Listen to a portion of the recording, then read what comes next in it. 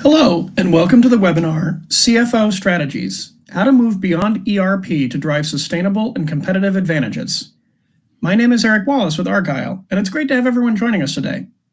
I have a few administrative details to share with you, then we'll dig into our discussion. First, we'd like to thank Workday for their partnership with today's event. They've been wonderful thought leadership partners to Argyle, and they're committed to providing you with valuable content and a great overall experience. Thank you again to Workday. We appreciate you joining us today. We welcome you to stay connected during today's event. For those of you who are active tweeters, please follow us on Twitter at Argyle Exec Forum. I also wanted to take a moment to touch on our content neutrality policy, which we've curated based on the feedback we've received over the years from our members. Argyle is very proud and protective of this policy, as it reflects our commitment to ensure the neutrality and overall value of the content presented at our events. We've worked closely with our speaking faculty to ensure that you receive a set of balanced and neutral viewpoints during the session today, and we appreciate our members' support of this policy. For those of you who are seeking CPE credit today, you must answer at least 3 polling questions and remain on the session for its duration. Polls can be found under the Polls tab on the right-hand side of your console, right next to Chat. Afterwards, if you're eligible to receive credit, you'll receive an email with a link to your certificates. If you have any questions about CPE credits, please email cpe@argyleforum.com. Finally, and most importantly, please submit all questions that come up during today's event into the chat section of the interface. Before we start, I'd like to have our speakers introduce themselves, and then we'll begin our discussion. Scott, over to you. Thank you, Eric, and good morning, good afternoon, everyone. Thank you for joining. I am Scott Moyer. I'm a Product Marketing Director in the Office of the CFO and Industry Solutions for Workday. My background today, I will be the moderator. My background is about 30 years in finance and accounting, about 10 years of which was in various accounting roles, moving up the chain to CFO, which I did for about 10 years in 5 companies. I call myself now, after 10 years out of industry in consulting and now with Workday, a sort of a recovering CFO. But 30 years in experience, I go back to the late 80s, early 90s. And today's topic is very, very interesting to me. We're talking about how to move beyond ERP to drive sustainable and competitive advantages. When we talk about ERP, right, it's enterprise resource planning.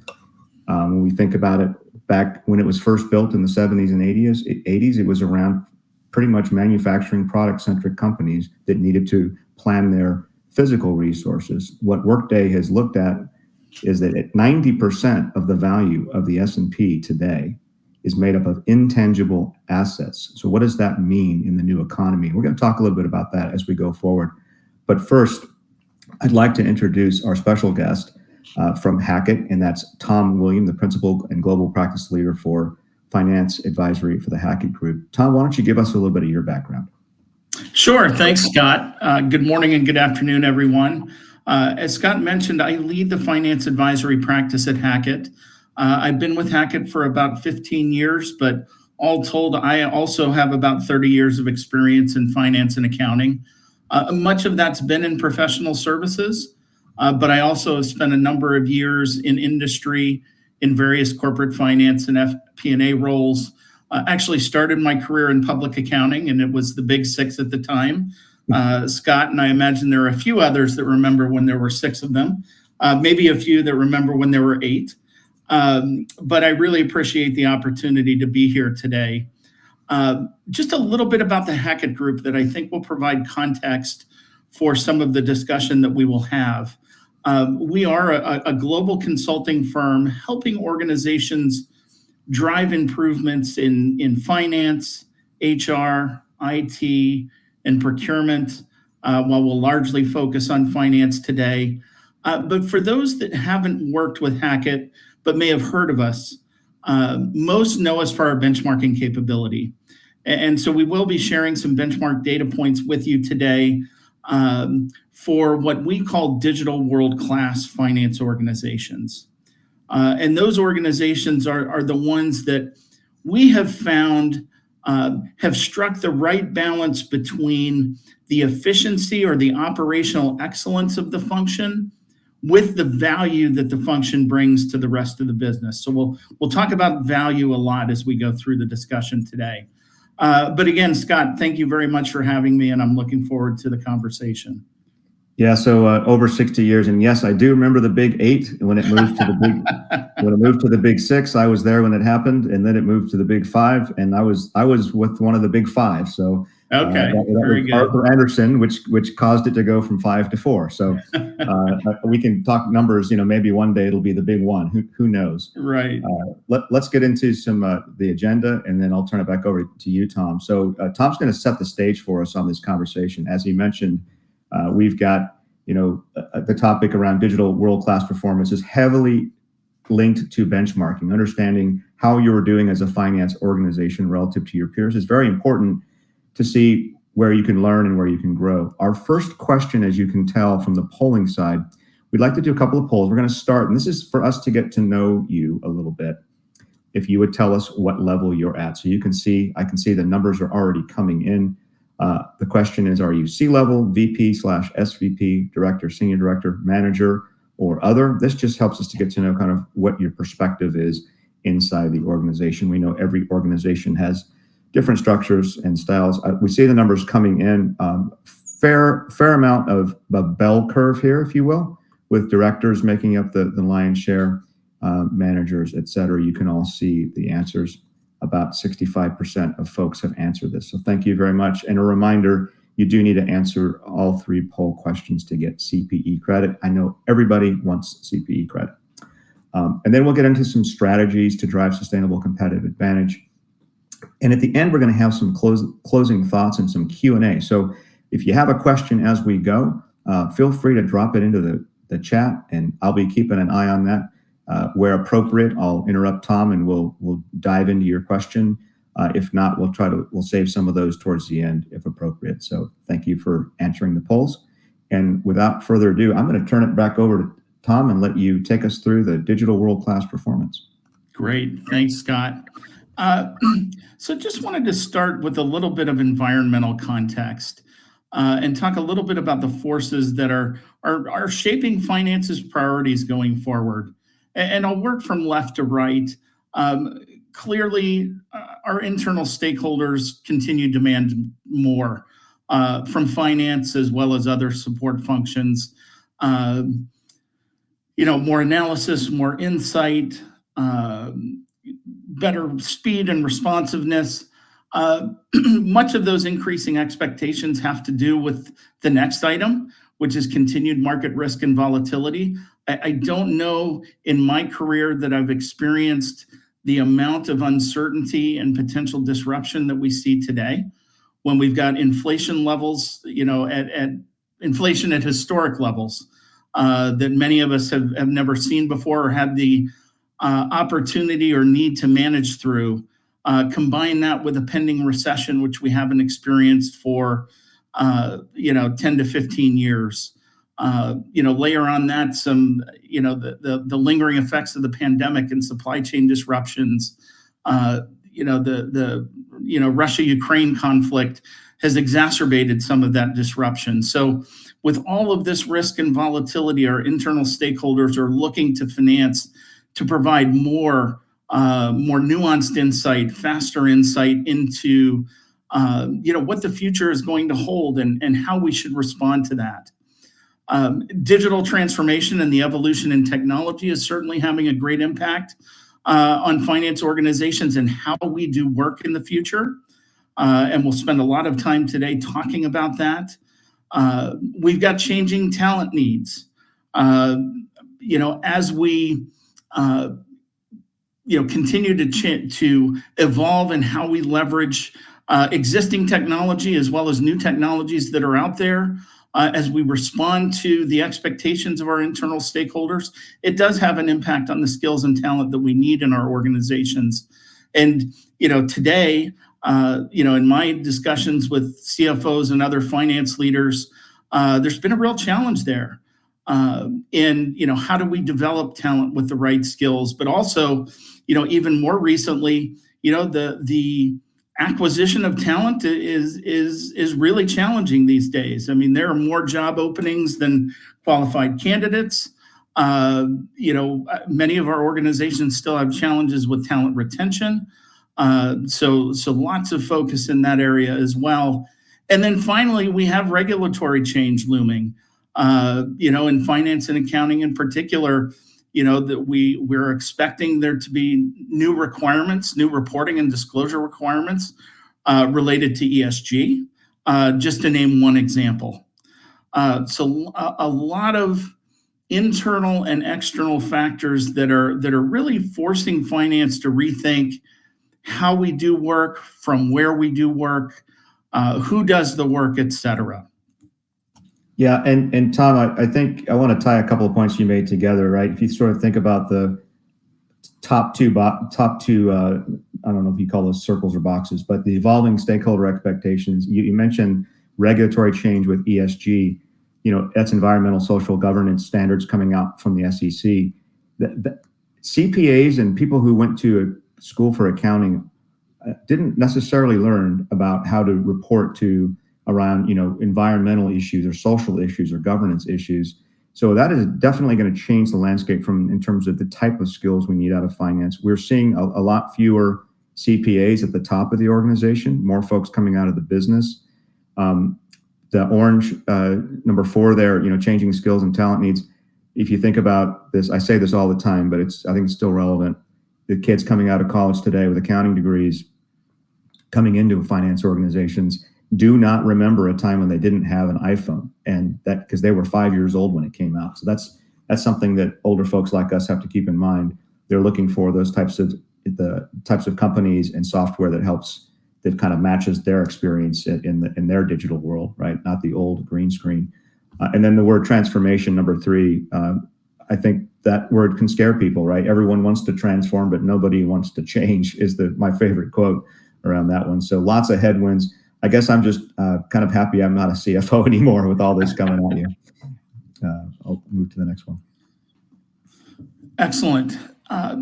So now I'd like to share with you a little bit about what finance organizations are telling us they're doing to respond. And the data that you're seeing comes from a key issues or agenda study that we do every year, where we poll senior finance executives on, what are your internal stakeholders and management teams asking of finance in the coming year?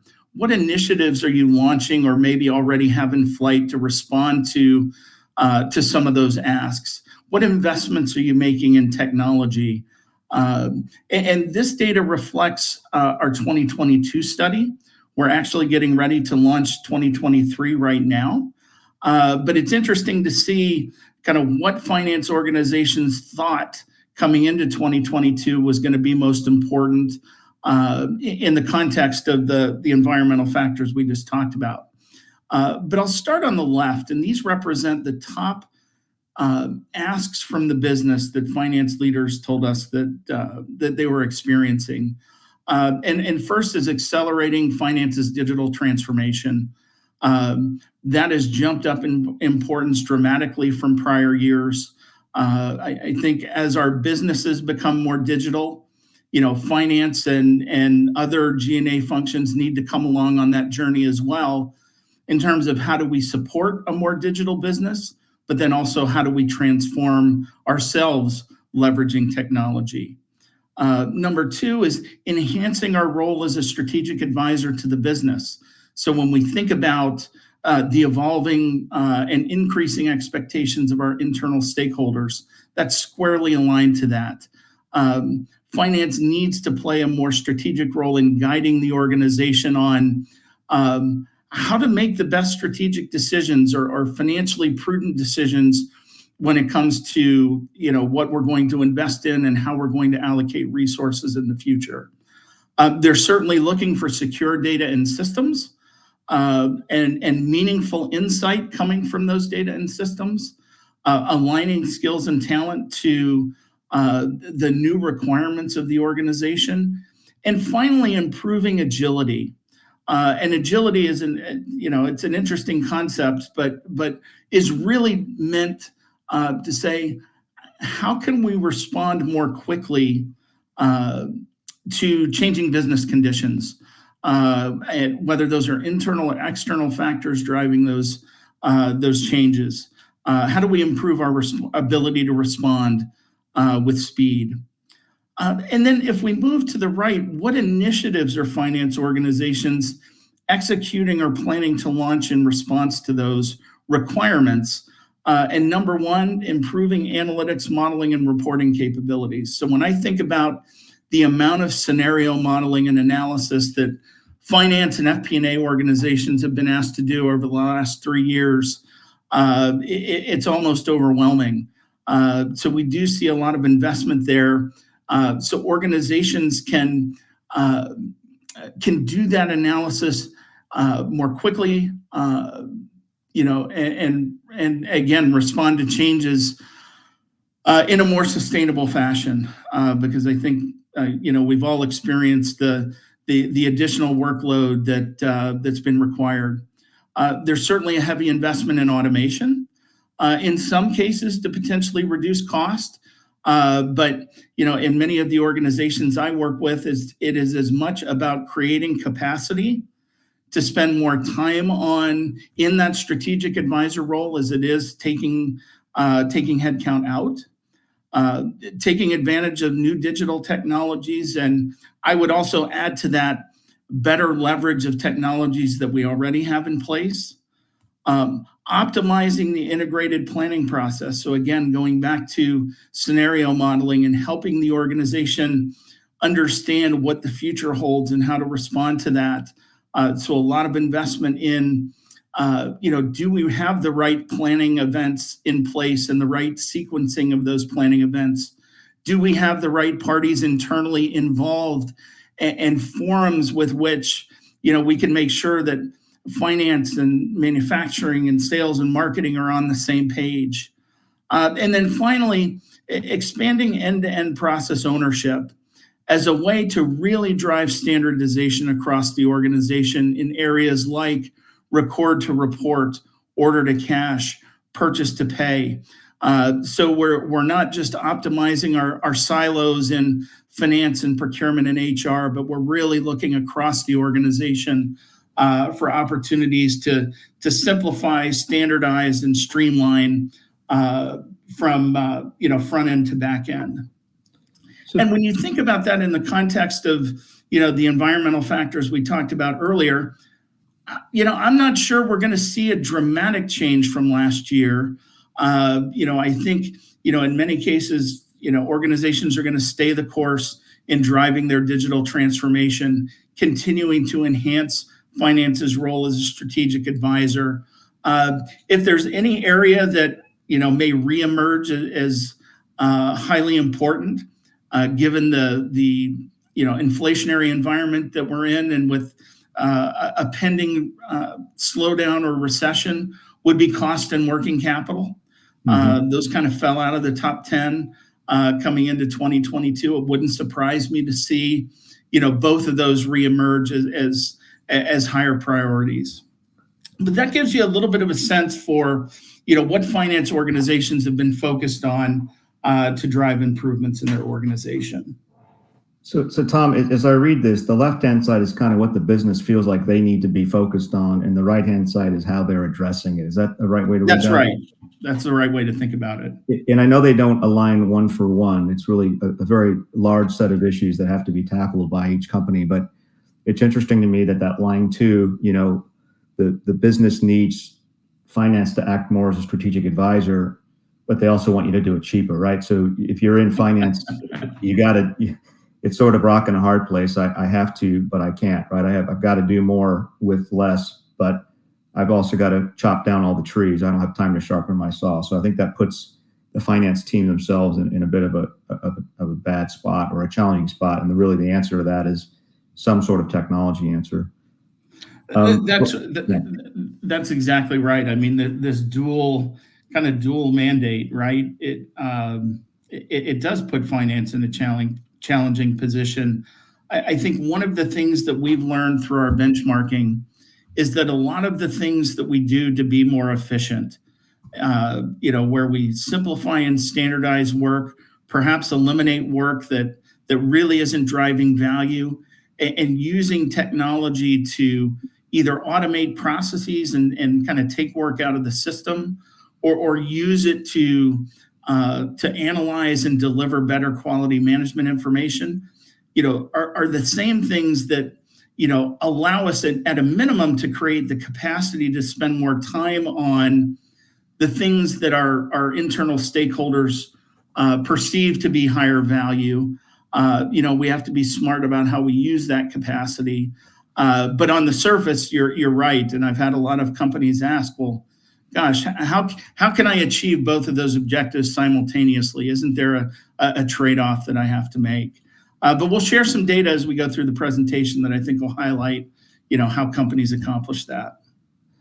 And before we do that, I wonder if we could queue up another poll for maybe the next slide after this one. So just alerting our team, there's another poll coming after this slide. So let's go to some statistics. And Tom, before we get there, I think let's come back to your role at Hackett and the benchmarking side, because these numbers, before you look at them, you have to understand sort of where they came from, right? Like these are big numbers. I'll let you go through the slide, but maybe set this up from the perspective of, a benchmarking perspective.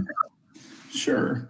No, I think that's a good call out, Scott. So let me start with how do we identify what we call a digital world-class finance organization?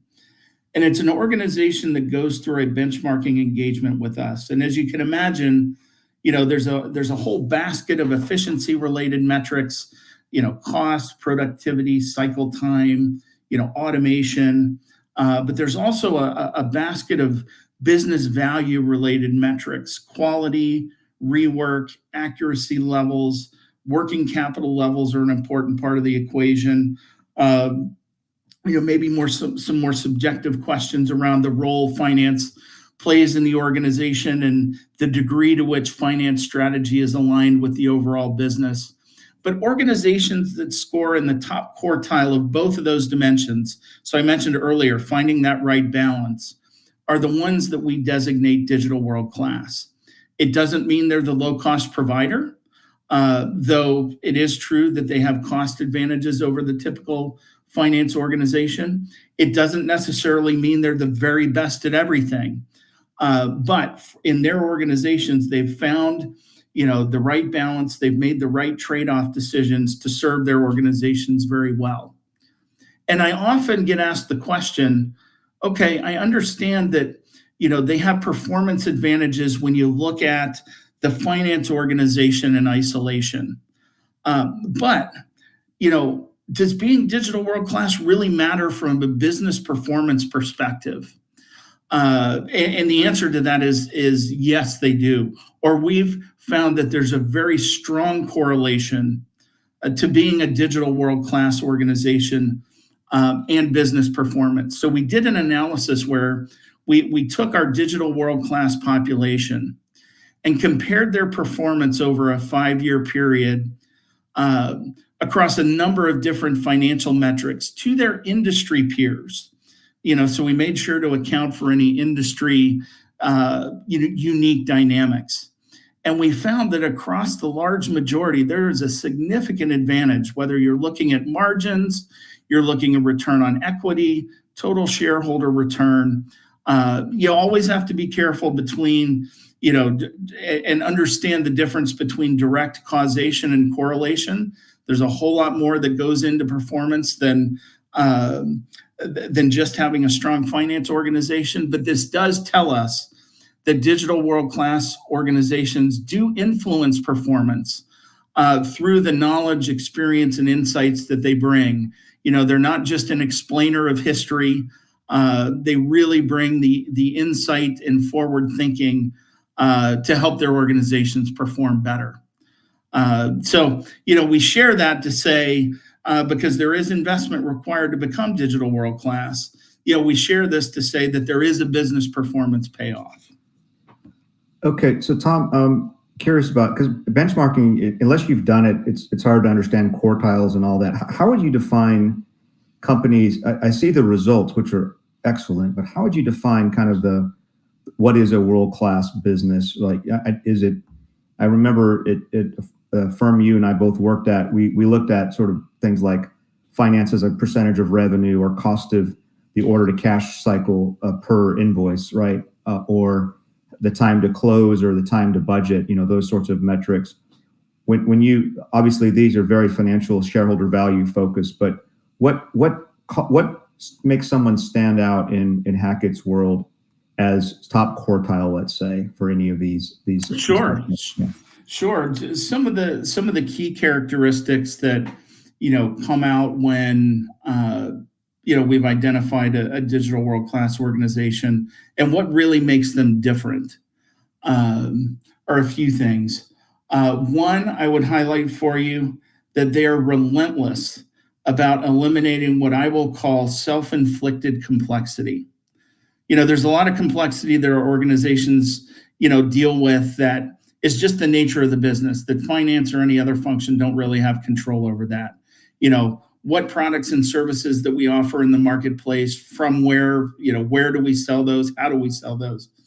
But there are, areas where we absolutely control those. That includes how we define our processes and services that we deliver.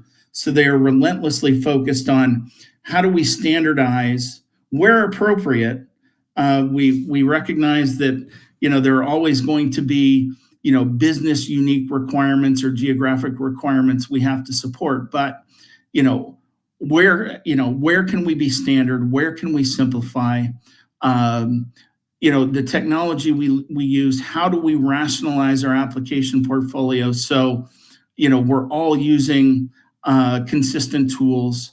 The data model that supports those is consistent. So there's a common theme there around standardization and consistency.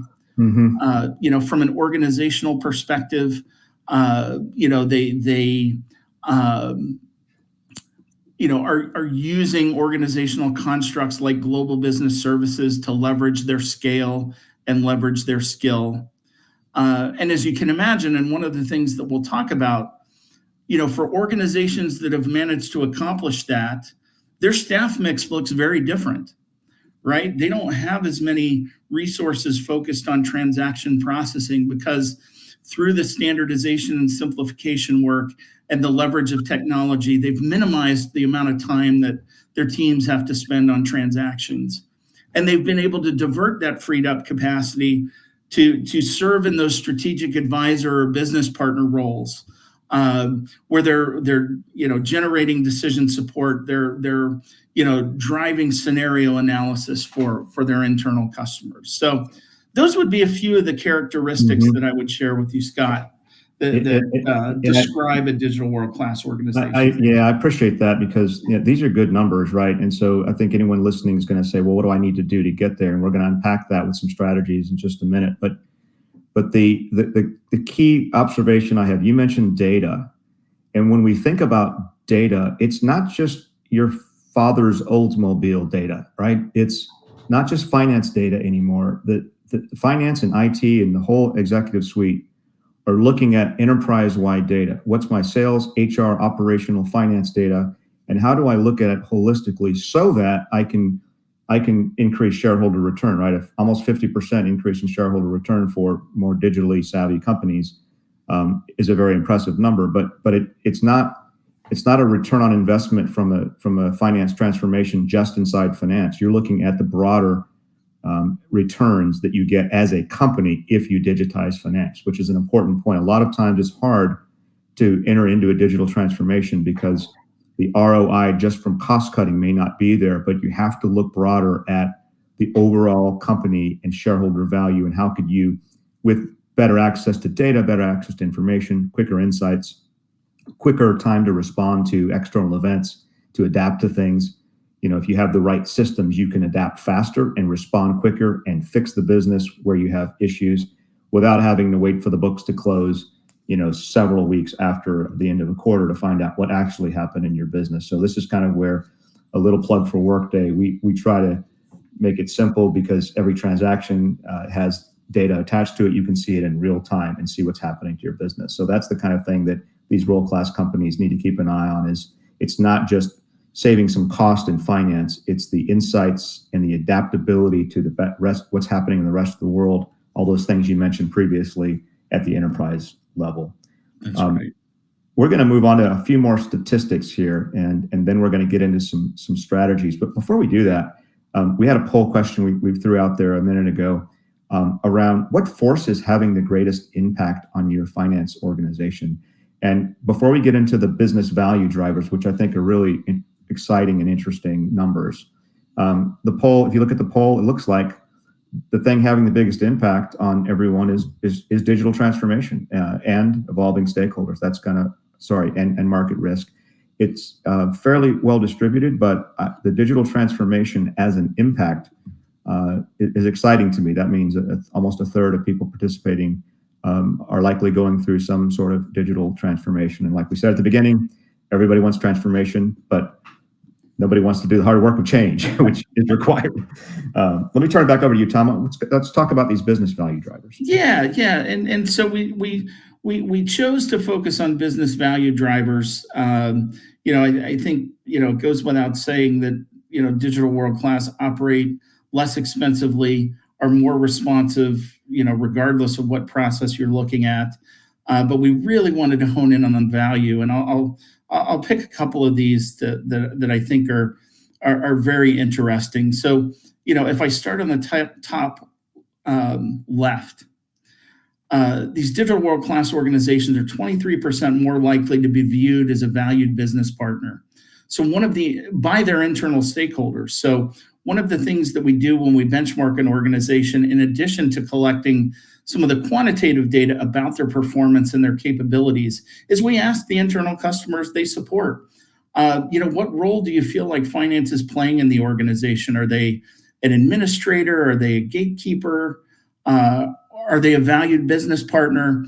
And it's exciting to see that, even though they've spent time evaluating their processes and how they're using technology, they're having an impact on the organization that's visible to the business.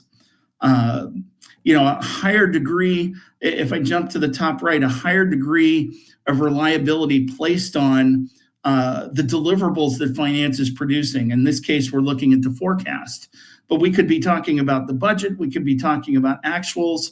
In all cases, our internal customers place a higher degree of reliability or have a greater degree of confidence in what we're producing because they know we've got consistent data, we've got consistent processes that are generating results that we're confident in. And then I'll hone in on the one that's highlighted or has the gold box around it, and that's where finance is spending their time in these organizations. They spend a far greater time on analysis and insight generation than the typical organization, versus where I see just tons of time consumed in just collecting, compiling, reconciling, rechecking data before we're comfortable releasing that to our internal customers, because we've got fragmented systems, we've got different data models or definitions that we use. So when you think about going back to the beginning, evolving stakeholder expectations, a real desire and need for finance to play a more strategic role in advising the business. This is just further evidence of how these digital world-class organizations are able to accomplish that because of the way they've re-architected work, because of the investments they've made in data and technology to support their efforts. So again, just further support for the business case behind why investing in the capabilities that kind of characterize digital world-class are so important. All right, well, let's get to it. So let's talk about our 3 strategies to drive sustainable competitive advantage, given all that great business value information and other statistics.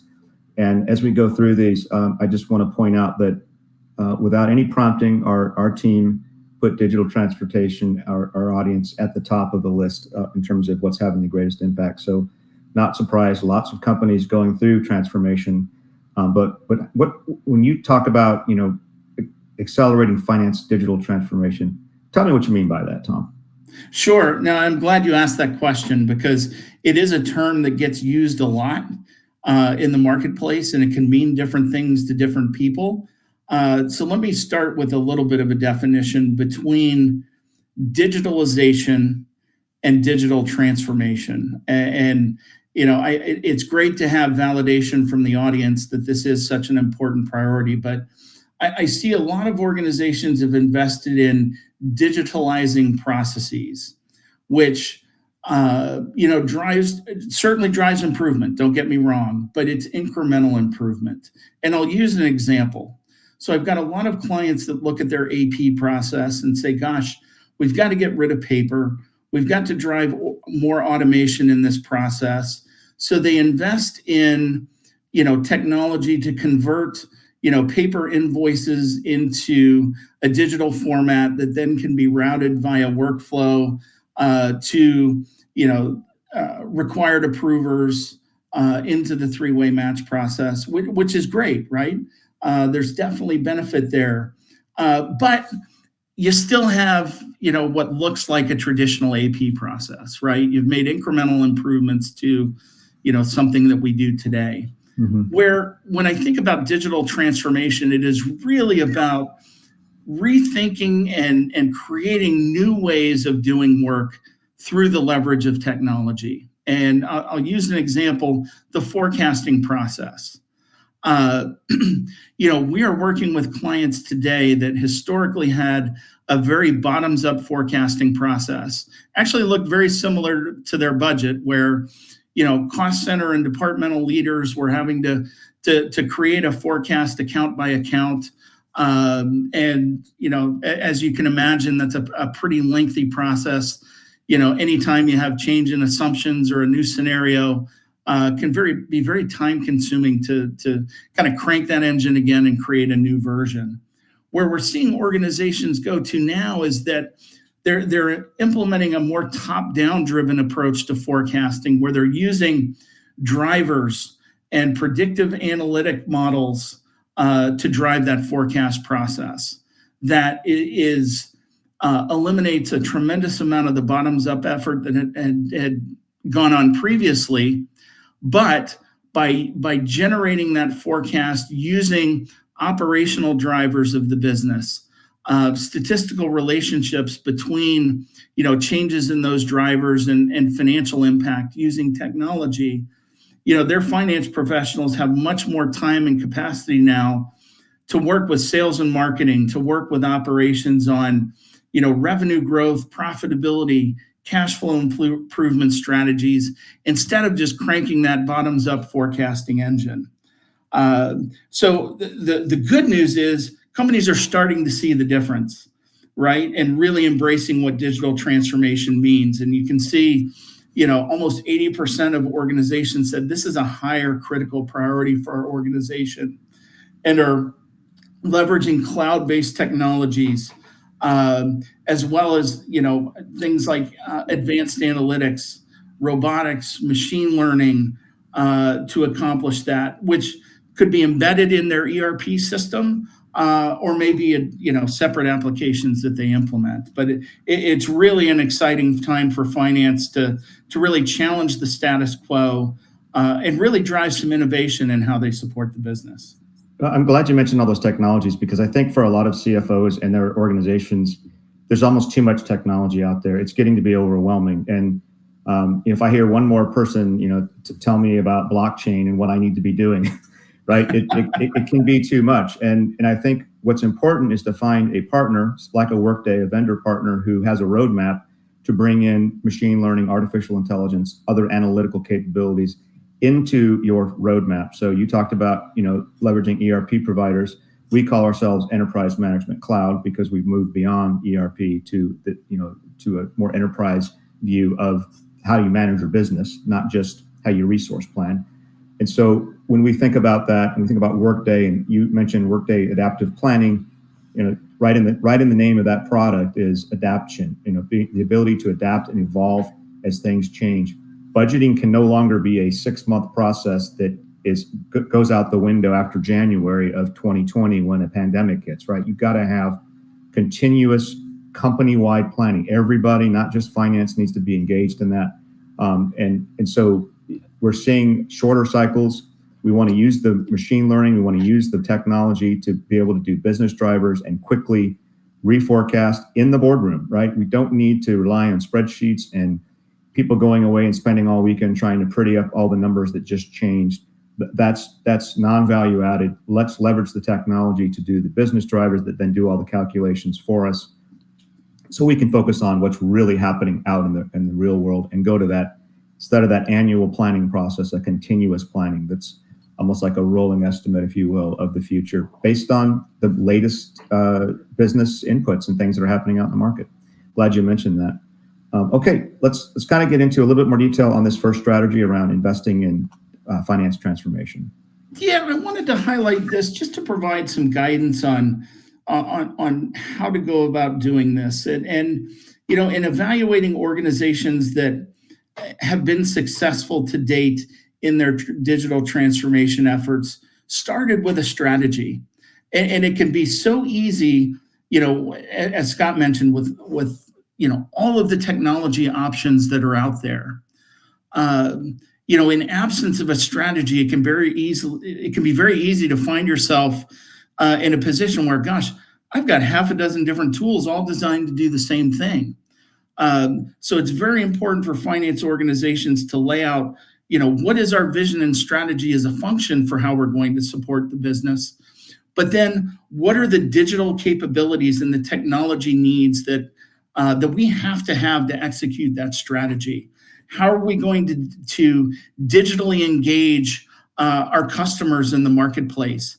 How are we going to digitally enable our workforce so they have the collaboration capabilities to work with one another in a virtual and global environment? How are we going to use technology to optimize the services that we deliver and improve the internal customer experience in working with us? Whether that's through automation, whether that's through insight generation and data analysis, or even how our internal customers consume information that we generate. And then how do we create a digital ecosystem that's going to connect our vendors with our organization, our customers with our organization, even our shareholders and banking partners?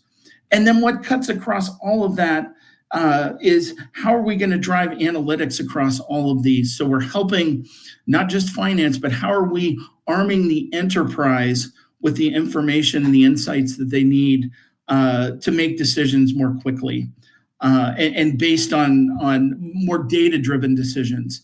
So that's an example of a framework that we use to help guide organizations as they're designing that strategy. But those that start there drive some pretty impressive results that you can see on the right. Faster time to close the books and report information or report results to the organization. A much greater degree of self-service. So they're not finance doesn't have to necessarily be the concierge to management information like they may have in the past, because they've got confidence in their data model, because they have confidence in their processes. They're more comfortable saying, okay, business, here is direct access for you to see and interact with the data that we're generating and to do ad hoc analysis as needed.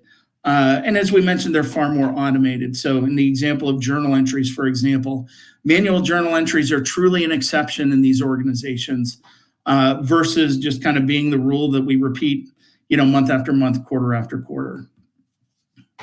So most of the people on our call are from finance and accounting, and I think it's often overlooked that the FP&A people obviously care about insights and data and driving insights into the business, but so do the accounting folks, right? When you close the books, you're looking at actuals and actual analysis versus prior periods. So it's not just limited to FP&A, the ability to have all that data in one place. Let's jump to the second strategy you've got here, which is serving as a strategic advisor. Enhancing the role that finance plays as a strategic advisor. As I mentioned in my intro, I've been with Hackett for 15 years. This has been a top 1 or 2 priority for really that entire time. And you can almost ask yourself, why haven't we gotten this right yet? It seems like we've been, this has been a goal for so long. What are we missing? And, I would say, a couple of things. Some of which is data and technology related, right? We've got to have the right tools and capabilities and investment in our data to make this a reality, to arm our finance professionals with the tools and the insights they need. But there's also work that needs to be done around creating the right roles, making sure that we've got the individuals with the right level of business acumen and intellectual curiosity to serve in these roles. And we have to think about the interaction model. So what forums have we created for finance to interact directly with their internal stakeholders? To ensure they've got a seat at the table, but then they also have the capabilities that they need to have an impact when they're there. So we've got a question that's come in. Tom, I can try to answer it, or you can. Can you provide an example of how technology enables real-time views of the business for accounting teams? I can give you one.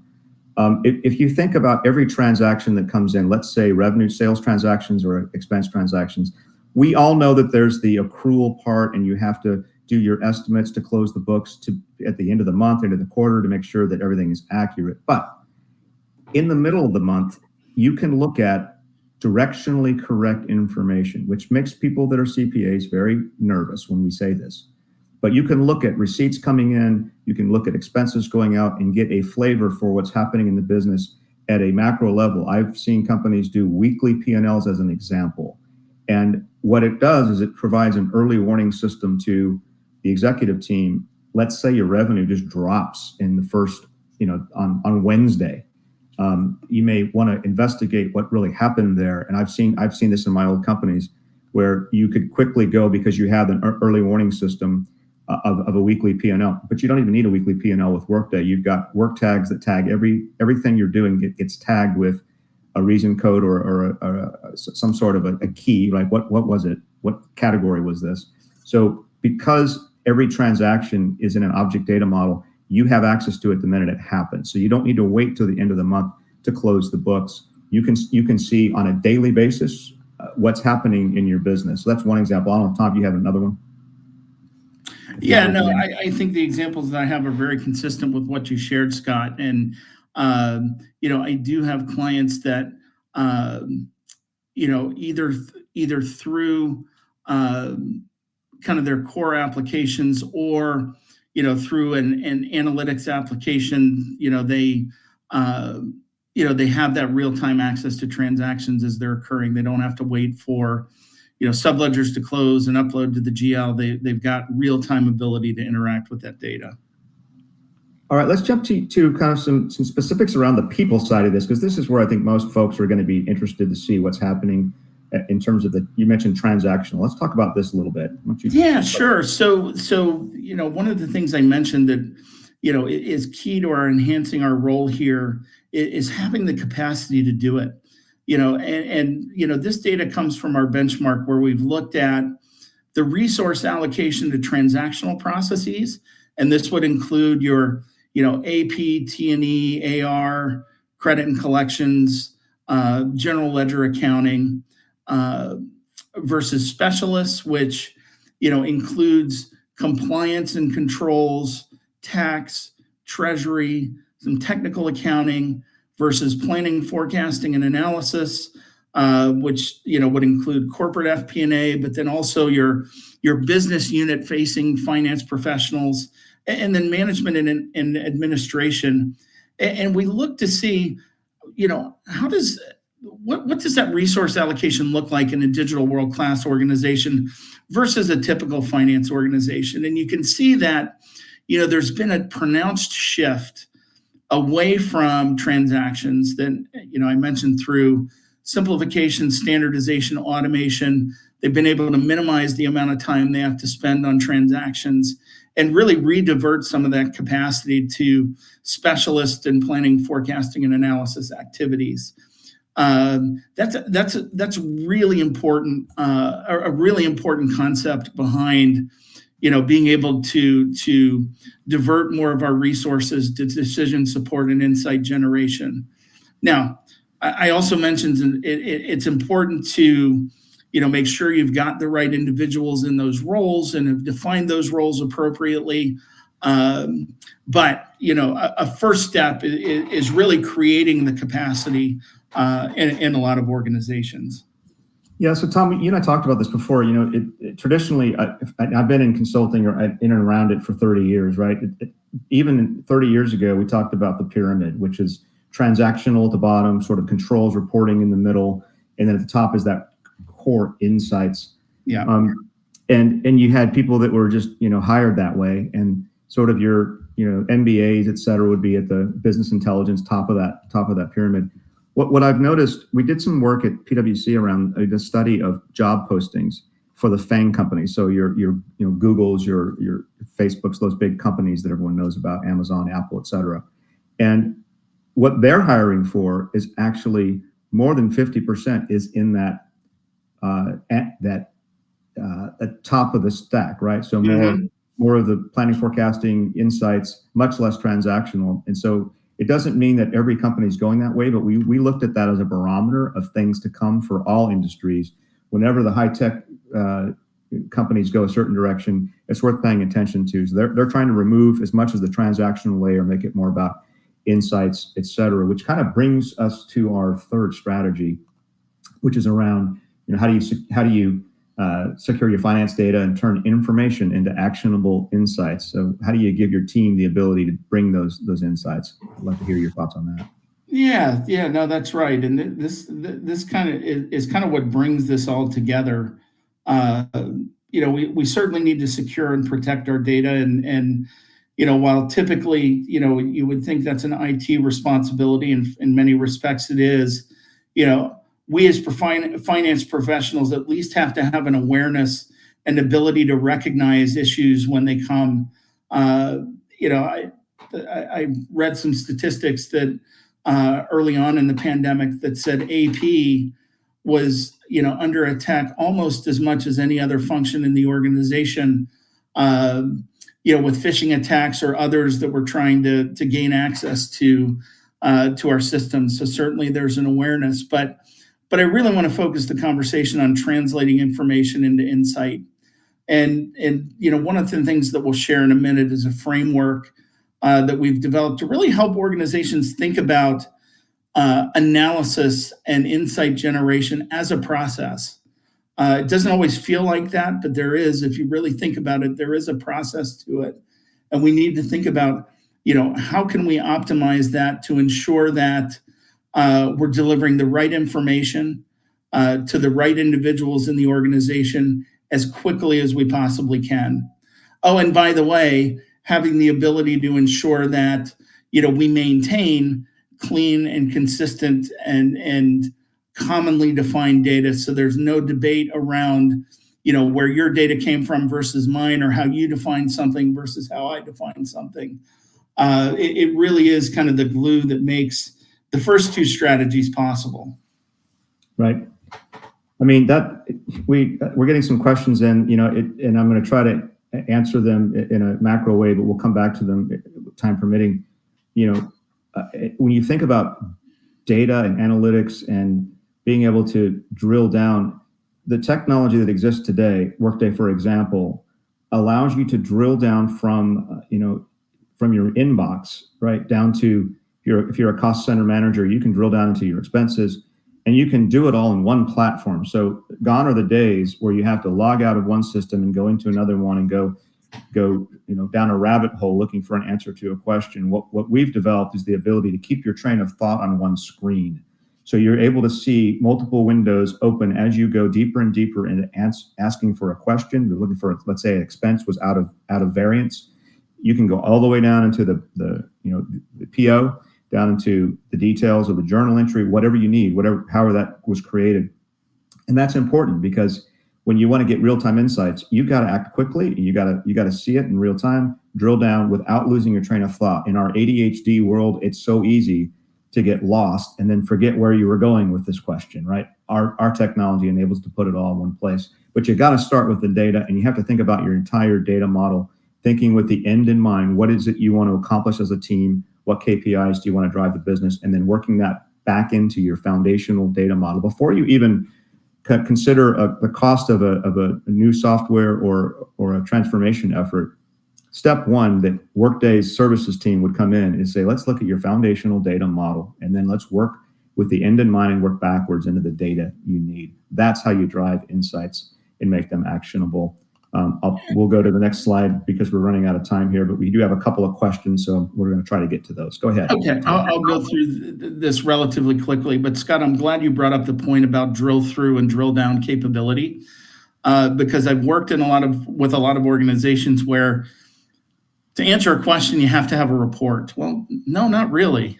If we can structure our data in a way that we can drill through to get to the answer we need, all the better. That improves our speed, that improves our resource utilization. So that is an important part of insight generation for sure. But I mentioned the insight cycle, again, designed to help you think about analysis and insight generation as a process. And while I'll hit on all four boxes, I want to, where I would typically advise an organization to start is really around information requirements. So understanding what is it that your internal stakeholders need to make the decisions that are in front of them, and how are they going to consume that data? That's an important understanding to have before you get into data sourcing, which is all about what data do I need? Where am I going to source that data from? Is it internal? Is it external? And let's agree as an organization upon those sources. So again, as I mentioned before, when we get to the end result, we've taken out the debate about where data came from. Then we need to think about, well, what techniques, what methods are we going to use to analyze information? Are we going to use regression analysis? Are we going to use time series analysis? Is it just a simple variance analysis? But what techniques are we going to use to answer the question or to solve the problem? And what tools are we going to use to drive that analysis? Then we get into information consumption. So how are our senior executives going to interact with the information that they need? In many organizations, that's more dashboard and visually oriented information, but that may differ from the kind of information that a department manager or a plant manager might consume, or how they're going to consume that. So you need to think about, okay, well, what reports and what slicing and dicing capability do we need to provide to that audience? And then, feeding into number 4, how do we ensure that we've got quality data? Our organizations are changing all the time. How do we ensure we have a process to maintain and govern our hierarchies, our data definitions, our KPIs, et cetera? And that really, when I think about, where this process breaks down, it's there. We haven't paid enough attention to our data quality. We haven't implemented a data governance process to ensure that everything that feeds into that process is where we need it to be. Well, that's funny you say that, because one of the questions that's come in is, what's the biggest mistake you've seen companies make in their digital transformations, and how do they get past it? And the number one reason is the lack of data governance. You've got to start with quality data, and you've got to really begin there. How do you get past it? If you don't get that right, you're going to have to rework it, and especially if you're with systems that are a little bit more code block oriented, unlike Workday, where you can add dimensions and work tags as you go. Right, you got to be careful about that kind of investment, unless you have a little bit more adaptive partner like us. I'm going to move on for the sake of time, because we've got a wrap up slide here, and then we'll see if there's any other questions at the end, if you don't mind, Tom. Sure. Yeah, I mean, just to kind of bring all this together, I mean, there's no doubt. We are facing, more uncertainty and potential disruption than I think a lot of us have faced in our careers. Certainly, what we've been through the last 3 years has exposed some real challenges in our underlying processes and the technology that we use. I've mentioned forecasting and scenario analysis a number of times, and that's one in particular where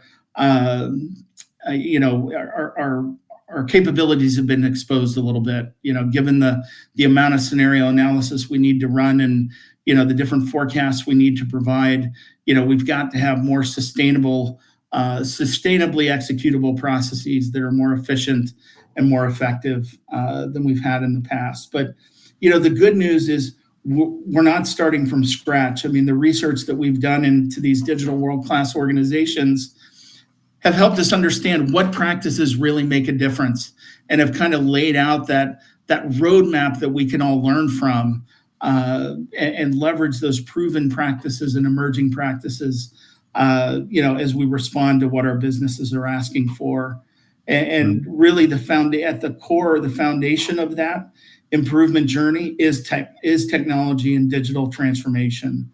There's no doubt, while it's not the only answer, it has the potential to have the greatest impact on, how we change what we do, how we innovate the work and the services that we provide within our organizations, and how we have an impact on the enterprise. So, it can be very easy in today's environment to take a step back and to put a pause, on some of these investments. But, in our experience, these capabilities are exactly what are going to allow our organizations to flourish, when we come out of some of these difficult times. Tom, thank you so much. We're at the top of the hour. I'm going to turn it back over to Eric and let him wrap things up. Great. Thank you, Scott and Tom, for that amazing presentation. And thank you, everyone in the audience, for joining us today for this excellent webinar. Thanks again, and enjoy the rest of your day.